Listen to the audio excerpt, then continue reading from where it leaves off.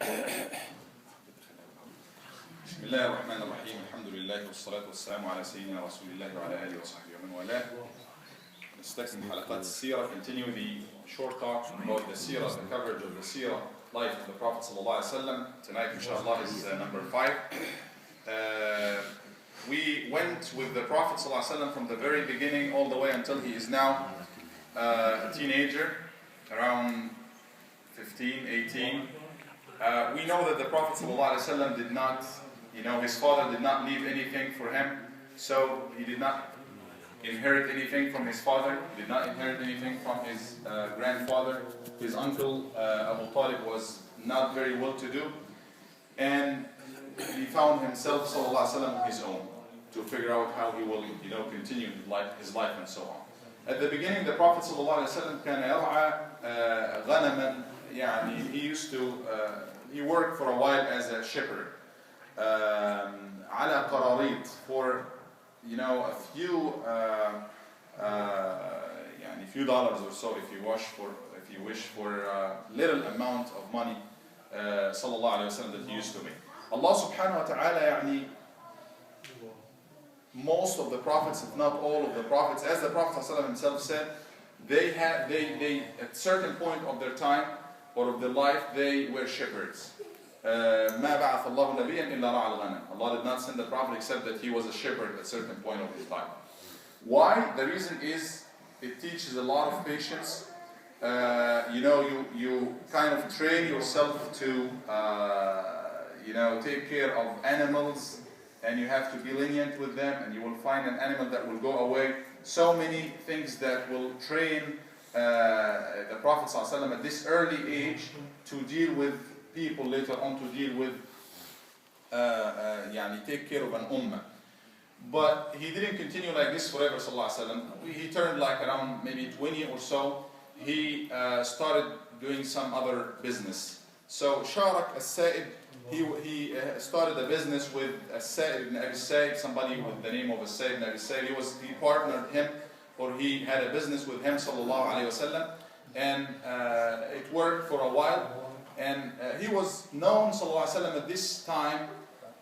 Business, you deal with people, you sell, you buy. So he was known for being so honest, so fair, so trustworthy. Everybody around him, in Arabic, they say, تعرف فلان لا أعرفه. طيب تعاملت معه لا ما تعاملت معه ما تعرفه.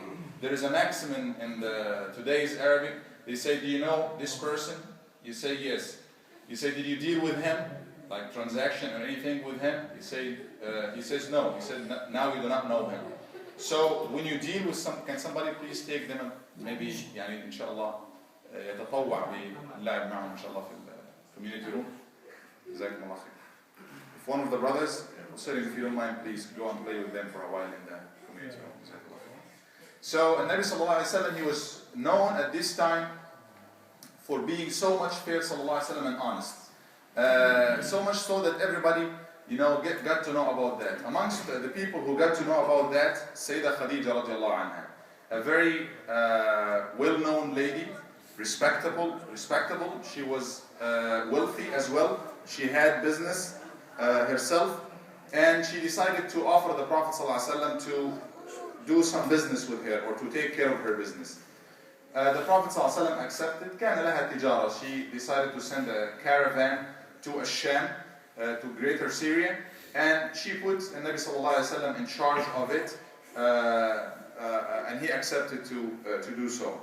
And during this trip, بعثته مع غلام الله يسمى ميسرة. She sent him with another boy of hers called Maysara.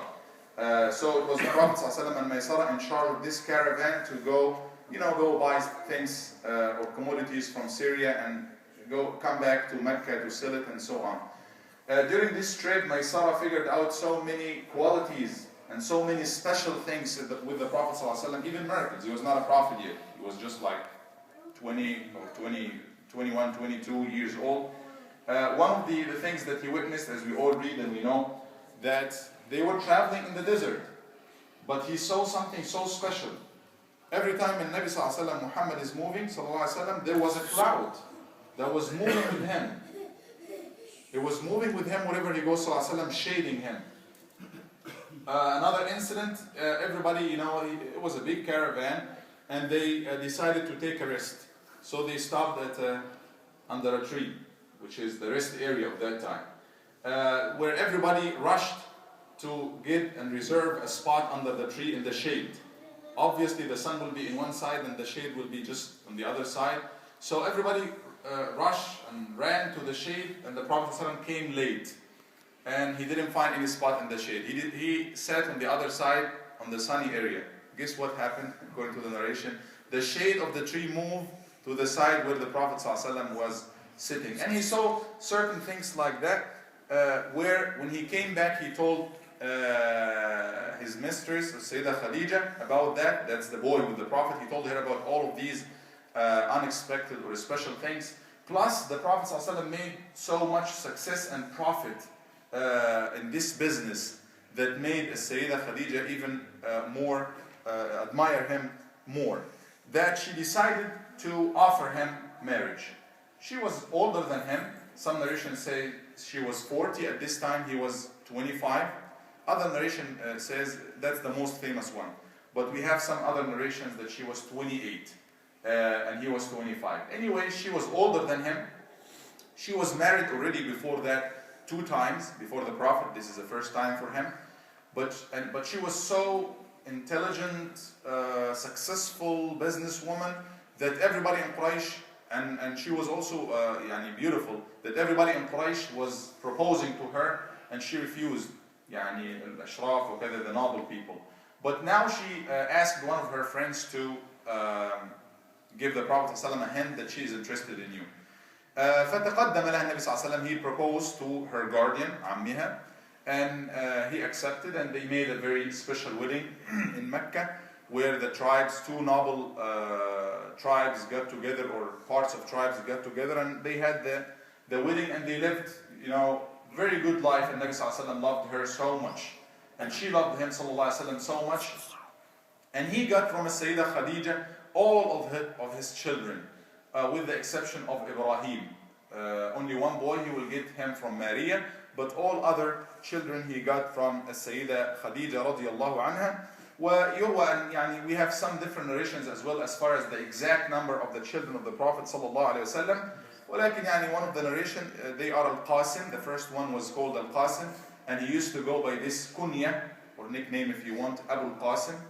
Then his name sallallahu is Muhammad, and he has other names, but usually in Arabic people prefer to say Abu Fulan, father of Fulan. So he was known also as being Abu Al-Qasim, or the father of Al-Qasim, who was the first of his children.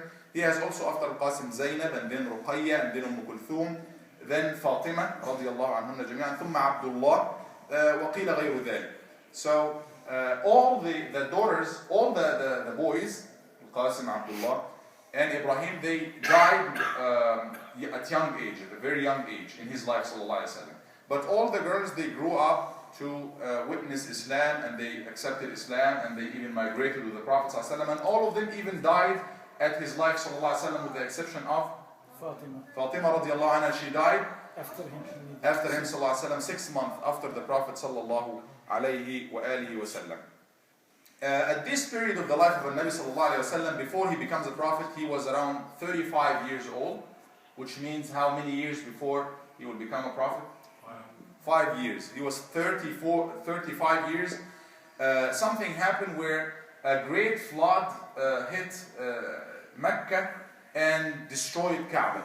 Al-Kaaba, a few years before that, or short time before that, it was burned. There was caught fire somehow, and the building was not as stable as strong. Then the flood came, so it caused destruction, complete destruction to Al-Kaaba. They decided to rebuild it, and now they announced that this is the house of God.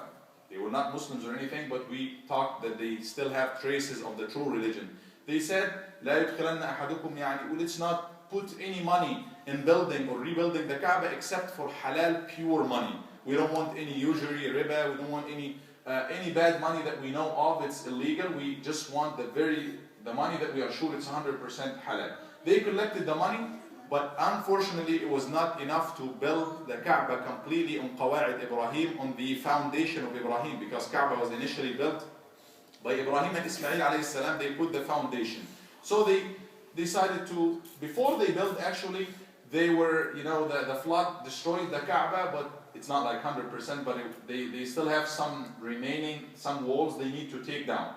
So they were تهيبوا ذلك. They were kind of, how could somebody would go and destroy, take down the wall. Al-Walid ibn al-Mughira, one of the Quraysh people, he said, Wallahi, inna Allah la yufsidu amal al-muslihin. This is something good, and Allah would never, punish or make corrupt, a good cause like this. And he started, destroying or taking it down. When they saw him, like nothing happened to him, they followed him. So they kept taking it down until they reached Qawa'id Ibrahim, the foundation that Sayyidina Ibrahim alayhi salam and Ismail initially had built centuries before that. Some narration mentioned that they were trying to go even further down, so they shook they're trying to take one of the bricks from the foundation of Ibrahim when some kind of earth shake or earthquake happened to Mecca. They decided this is now the foundation of Ibrahim, we don't want to go any deeper. Now they built the Kaaba, and we said they decided to put only halal, pure 100% halal money in it, but they were short to build it completely. That's why they decided to leave 6 hands, which is around few meters or few feet, not complete. They decided to just put the wall halfway in what's called nowadays as Hijr Ismail or Al-Hatim, which when you go to Mecca, it's part of Al-Kaaba. That's why when we make tawaf, you have to go around it completely. You cannot go through this halfway wall that's next to the Kaaba because it is part of it. But as they were doing that, they built it and everything. But now it was time for them to put the black stone in position, in its initial place. And we have a lot of tribes, every tribe taking great pride and in themselves and so on. Which tribe will put the black stone? So they decided, all right, it should be us, we are Quraysh. No, it should be us.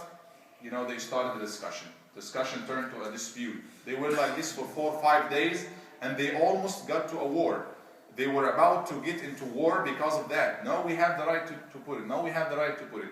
The oldest one amongst them, some wise person by the name of Abu Umayyah ibn al-Mughira al-Makhzumi, he said, all right, why don't we accept the judgment of the first person who will appear, who will come to us, to our session right now. Let's wait. The first person who comes, he will be an arbitrator, judge, let him judge. Whatever he says, we accept. And then the Prophet ﷺ, Muhammad ﷺ came. He was not a prophet yet. قالوا هذا الأمين ارتضيناه أو رضيناه. This is the honest, this is the trustworthy. He was known as being an Amin, trustworthy. He said we accept his judgment. And we know the Prophet ﷺ told them, it's easy. حكمة أعطاه الله عز وجل إياه. It was wisdom that Allah gave him ﷺ from early age. He said he got his own cloth actually ﷺ, and he put it, and he said, each tribe elect me one person to representative from each tribe sent somebody. Then he took the stone himself ﷺ, and put it in the cloth, on the sheet, and then he asked these representatives from all the tribes to take one side of this cloth and raise it and take it all the way to the position of Al-Hajar al-Aswad, which is like 1.5 meter high, something like up to here or so. And he took it with his hands ﷺ, and he put it. Everybody was happy about that, and everybody took part in putting it to its right place. Now the Prophet ﷺ is almost getting ready to receive the mission from Allah subhanahu wa ta'ala. What happened as far as receiving the mission and so on, that's inshallah what we're going to tackle on Wednesday بإذن الله تبارك وتعالى. هذا وصلى الله وسلم وبارك على سيدنا محمد وعلى آله وصحبه وسلم وجزاكم الله خيرا كثيرا.